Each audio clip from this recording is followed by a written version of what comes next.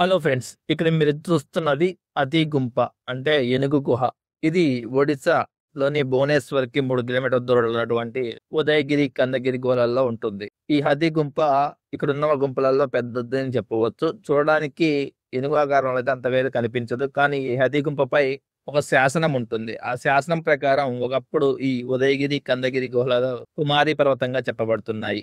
అలాగే ఈ గుహలన్నీ కూడా బౌద్ధ సన్యాసుల కోసం నిర్మించబడ్డాయని చెప్తున్నాయి. ఇవి ఖరవేల రాజు పాలనలో ఈ గుహలన్నీ కూడా చెక్కబడ్డాయని చెప్పబడుతున్నాయి.